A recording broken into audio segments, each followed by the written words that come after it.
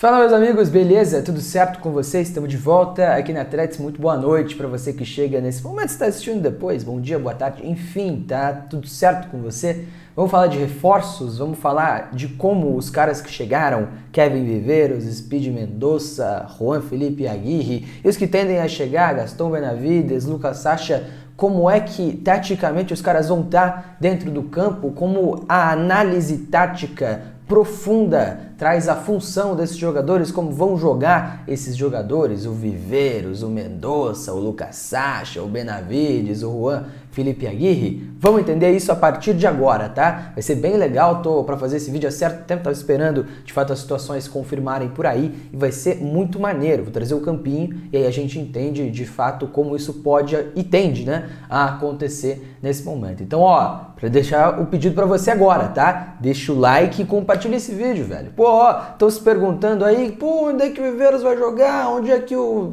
Mendonça vai jogar? Que funções eles podem fazer? Ou você fica imaginando o que a gente fala ao longo dos debates, né? Você fica tentando entender dentro do gramado? Esse vídeo é pra você, cara. Então deixa o like aí, se inscreve no canal. Passamos de 67 mil. Muito obrigado. Estamos querendo chegar a 70. Então, ó, é simples, tá? Deixa o like e se inscreve no canal, beleza? Vamos nessa? Vamos começar a conversar? Sem mais delongas, vamos pôr na tela aqui para você entender de fato como isso tende a funcionar, né? Primeira coisa, que eu vou tentar ser o mais simples possível, até porque dá para ver na minha tela por aqui, né? Vamos nessa. Qual que é a parada? Mikael, Cauã, Beleze, Léo e Esquivel. Felipinho, Zapelli, Juliano, Cruz, Kardec e Luiz Fernando. Esse é o time base do Odair Hellmann. Esse time é o time que tem montado, que tem mais utilizado o professor, certo?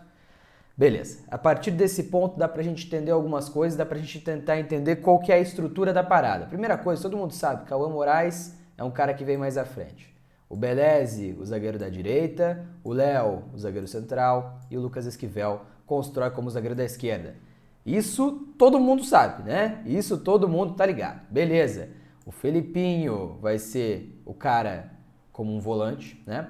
Aí tanto faz, tá? Mas vamos lá. O Zapelli para ser o cara da esquerda, o Juliano para ser o cara da direita e o Cruz para se aproximar do Felipinho numa dupla de volantes. Essa base do time do Odair é o que a gente chama de posicional. Por quê? 3 zagueiros, né? 3 jogadores de zaga para construírem as jogadas, 2 volantes e uma linha com 5 jogadores mais à frente. O que tem acontecido, né? E por que o Patrick ganhou espaço nos últimos jogos, por exemplo? Porque o Odair mudou essa questão. Então, ou jogam 3 zagueiros de ofício, ou precisa necessariamente ter o Patrick porque é o jogador da esquerda da ala, certo? Então, qual que é a questão? Esse time varia desse 3-2-5 para um 3-5-2. Por quê? O Luiz Fernando vai se aproximar muito do Allan Kardec. E aí você não consegue ter, por exemplo, o Bruno Zapelli como um ala. Normalmente o Felipinho é o jogador a ser o primeiro volante, João Cruz e Juliano, 2 médios, né, para atuarem à frente do Felipinho. E aí o Zapelli não consegue ser um ala. Para mim, nessa base do 3-5-2 é Bruno Zapelli para cá, o Juliano, entre muitas aspas, vem pra cá. Por quê? Porque o nome dele deixa de ser Juliano e passa a ser Patrick, né? E o Patrick usa a 88. E aí sim, o Patrick é um jogador para explorar o corredor e um jogador que será o Isaac, né? A gente pode até começar a pensar Isaac por aqui, né? E lógico que eu não lembro nesse momento o número do Isaac. Cara, qual que é o número do Isaac? Enfim, vamos deixar aqui um ponto de interrogação. Eu realmente não lembro o número, tá? Mas é um jogador que joga e faz esse corredor pelo lado esquerdo. Imagine que quando retornar, jogará nessa função. Ou, logicamente, poderia ser Lucas Esquivel para cá, o Isaac deixa de ser o Isaac e passa a ser o Abraão, né? O que causa, tenho certeza, um calafrio nos torcedores mais aguerridos do Furacão. O Abraão vem para cá e, logicamente, vem o Abraão para ser centralizado e o Léo para ser o zagueiro da esquerda, né? Enfim, essas são as variações, hoje em dia, do esquema de jogo que utiliza o Odair Hellmann, da estrutura ofensiva que utiliza o Odair Hellmann, né? Dito isso, tá? Vamos começar a entender os caras, vamos na posição, nas funções que eles estão escalados, na sequência que eles estão escalados por aqui, tá? Primeiro o Aguirre. E a mais simples delas, tá? A mais simples delas. Ou o Aguirre faz a função do miolo de zaga num trio, ou o Aguirre faz, como fez em muito mais oportunidades, o zagueiro da direita, né? E aí, ou é o Beleze ou é o Abraão que deixa o time. Minha opinião, deixa o time o Abraão, vem Lucas Beleze para dentro e o Aguirre fica para fora, fica como o zagueiro do lado direito desse trio, tá? Aqui não tem muito segredo, né? O Aguirre que tem capacidade de jogar longa, é um Aguirre que tem essa capacidade de fato de ter a bola na paralela, que dará um pouquinho mais de qualidade do que tem o Abraão no jogo, né? Não é um Aguirre que é enorme nas bolas pelo alto, não é um Aguirre que é excelente quando tem que acompanhar de fato e perseguir os marcadores, quando tem que saltar a linha na pressão, mas é um Aguirre que mostra mínima capacidade de 1 contra 1, capacidade de cobertura das costas. Acho que é um jogador interessante, é um jogador que de fato melhora um pouco do nível da defesa do Atlético, tecnicamente falando, e tende a jogar por aqui, na minha opinião, ser esse cara do lado direito, beleza? Mas esse é o mais simples da gente pensar, né? O Sped Mendonça, no entanto, aí sim eu imagino em outras ocasiões, em outras oportunidades. Muita gente fala, né? Ah, por que não faz um 4-3-3 e volta? Cara, pode ser. E acho que cada um tem a sua ideia de jogo preferida, né? Eu gosto muito do 4-3-3, eu gosto muito do 4-1-4-1. Eu entendo que são esquemas bem interessantes.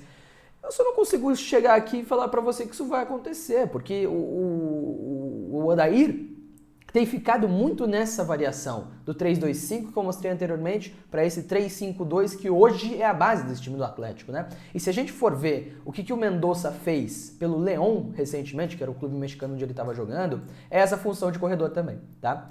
Então, ou é um jogador para disputar posição pelo lado esquerdo, e aí logicamente a gente pode trazer o Beleze para fora, o Léo para ser esse zagueiro central, com o Lucas Esquivel, o zagueiro da esquerda, e o Mendonça para atuar nesse corredor, certo? O que é uma ideia interessante e se aproxima muito do que ele vinha fazendo no León, tá? Muita coisa mesmo. Ou a gente pode retornar com o Lucas Beleze no campo, tá? Na verdade, assim, enfim, na verdade não importa ter o Beleze ou ter o Esquivel. Ou o Luiz Fernando, aí sim, pode deixar o campo para o Mendonça ser esse cara a ser centroavante. Aqui, por exemplo, a gente pode pensar no Patrick, a gente pode pensar no Beleze e no Esquivel como um ala, a gente pode pensar no Isaac, enfim, aqui pouco difere, né, nessas questões de característica pelo lado do campo. Mas o Mendonça pode fazer essa função próxima ao centroavante, hoje o Allan Kardec, né? Por quê? E aí eu vou até trazer a bolinha para nossa conversa. A principal característica do Mendonça é o ataque à última linha, ter essa bola de curta distância, deixa eu puxar ele um pouquinho mais pra cá, cruzada. Então, ó, cruzada. Essa batida cruzada é o que mais gosta de fazer o Sped Mendonça, né? Nesse time do León, que mais fazia, pelo menos, em termos de finalização de jogada, né? Não é um jogador que tem muita perna direita, não é um jogador que gosta tanto de explorar este lado do jogo, um lado mais afunilado do que no corredor, mas é um jogador que aproveita muito o corredor e dá profundidade, né? O que é dar profundidade? Deixa eu ver se eu tenho até... acho que isso aqui, eu não sei, tá? Eu tô me adaptando com esse softwarezinho aqui, mas enfim. Profundidade é você atacar o fundo do campo, é você ser profundo nas jogadas. Quem que viu o Chelsea e Fluminense ontem na Copa do Mundo de Clubes? O Pedro Neto, ponta português, normalmente pela direita. Ele foi utilizado como ponta pela esquerda para quê? Para dar profundidade. Para atacar as costas do Guga, que era um lateral que pouco foi utilizado. E aí com a perna esquerda, ele é canhoto, né? Pro fundo, ele consegue jogar muito pro fundo. E o que é interessante, né? Por exemplo, vamos tirar o Patrick daqui, vamos voltar o Luiz Fernando, vamos lá, camisa 19, Luiz Fernando, muito bem. Ó, vamos voltar o Luiz Fernando para cá e usar o Mendonça para dar um exemplo. E aí vamos colocar o Atlético como uma fase ofensiva de fato, né? Então o Zapelli e o João Cruz atuando entre linha, o Felipinho como esse cara da saída, com o Esquivel, o Léo e o Juan Felipe Aguirre, né? Esse Atlético desse 3-5-2 ofensivamente falando.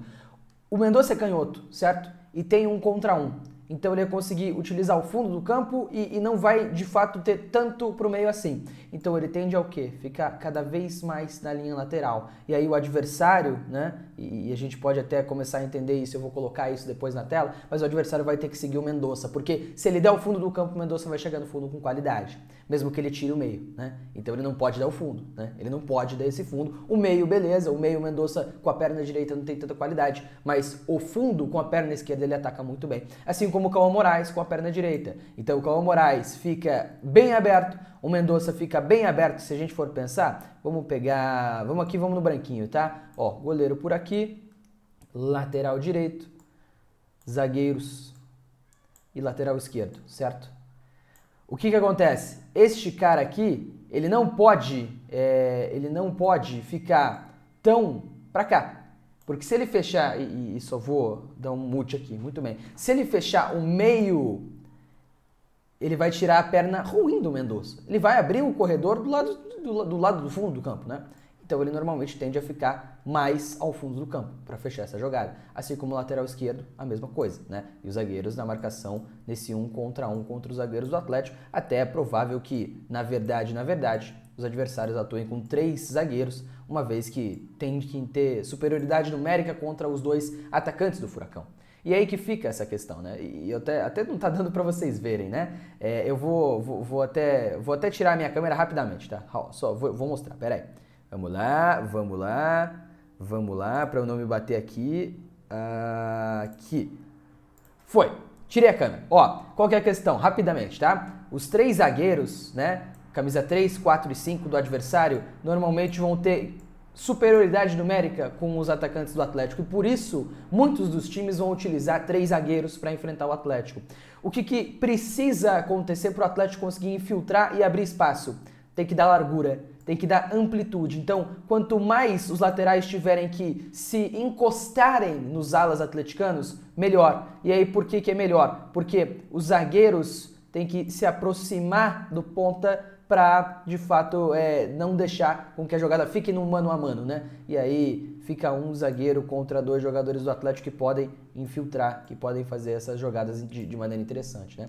Então deixa eu até voltar a câmera por aqui, mas fica essa questão, né? Fica esse Atlético que pode aproveitar esse tipo de coisa, que pode aproveitar este tipo de jogada, beleza? Assim, desta maneira, eu imagino o Speed Mendonça, eu imagino o Steven Mendonça com a camisa do Atlético, sendo ou o cara do corredor ou o cara para jogar na função que joga o Luiz Fernando, beleza? Deu para entender? Maravilha. Bom, Kevin Viveiros, não tem muito segredo, né? Não tem muito segredo, vai ser o cara a jogar ao lado do Luiz Fernando, a ser esse centroavante do Atlético, a ser o cara que joga na função do Allan Kardec. Mas, eu não descarto um mundo em que Kardec e Viveiros atuem juntos. Não consigo descartar. Não consigo. Tá? Por quê? O Luiz Fernando hoje, essencialmente, é o cara de ataque a espaço. O Luiz Fernando hoje, essencialmente, é o cara que vai vir da esquerda pro meio. É o cara que vai atacar as costas da zaga. O Viveiros faz isso também. O Viveiros também tem essa característica.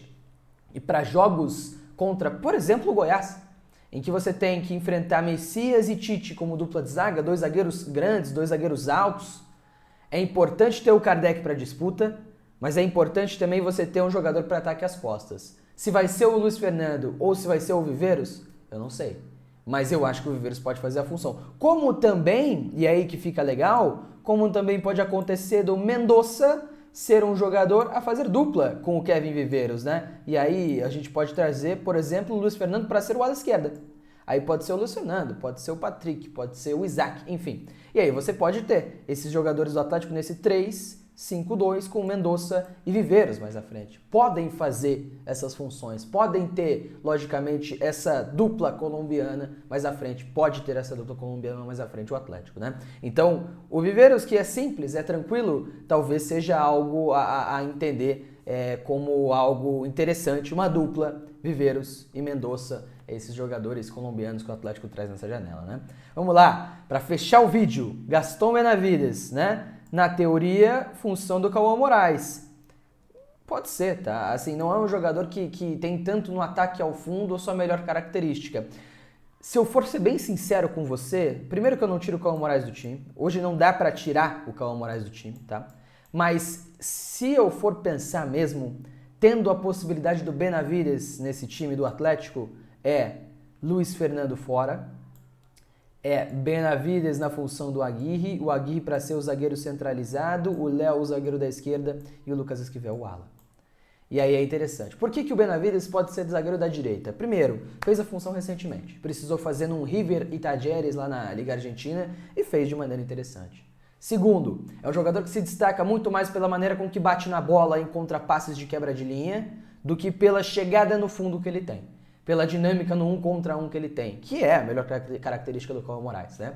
Então, assim, eu realmente imagino o Gastón Benavides como mais um zagueiro da direita, mais um jogador para participar da construção pelo lado direito, do que, de fato, um jogador para ser um ala direita nesse time do Atlético, né? Então, caso o Benavides venha a ser titular, aí, Benavides, Aguirre e Léo nessa marcação, construção de jogo do Atlético, com o restante dos jogadores que estão aqui, beleza? E aí, qual que é a parada?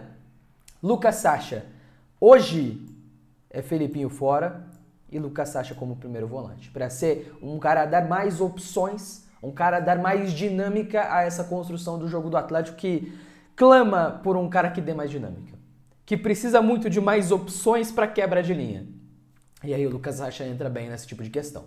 Então, se a gente for pensar que, beleza, talvez nem todos os jogadores que cheguem sejam de fato titulares da equipe, mas se fosse encontrar um contexto em que todos sejam titulares, aí eu acho que Benavides, zagueiro da direita, Aguirre, zagueiro central e Léo, zagueiro da esquerda, Sacha, o cabeça de área, com Zapelli e Cruz, os dois médios, Cauã Moraes e Esquivel, os dois alas, Mendonça e Viveiros, dois atacantes. Imagino essa possibilidade.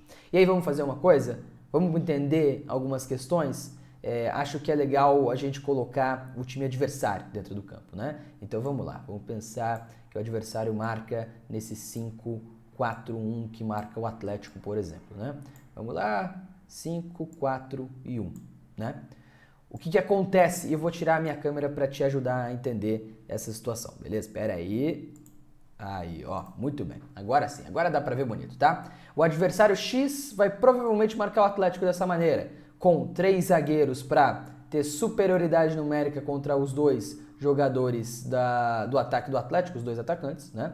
O Atlético vai ter Zapelli e João Cruz como jogadores a atuarem entre linha, então nas costas dos volantes e na frente da linha de zaga. Vai ter o Lucas Sacha para cair por um lado ou cair pelo outro nessa construção de jogada e os 3 zagueiros para conseguirem de fato encontrar essa opção de passe com os alas bem espetados, com os alas bem abertos para garantir largura e abrir espaços na defesa dos adversários, beleza? É isso que eu imagino do Atlético a partir da utilização dos reforços. Agora, defensivamente falando, o que é muito importante também é Gastón Benavides para ser zagueiro da direita. Hoje, o que acontece? O Esquivel é zagueiro da esquerda, né? Então você tem Aguirre e Léo, os 3 zagueiros, Esquivel e Cauã Moraes fechando essa linha de 5, com Sacha e João Cruz, os 2 volantes, o Zapelli fechando bem pelo lado esquerdo, na verdade até dá para colocar o Zapelli fechando pelo lado direito,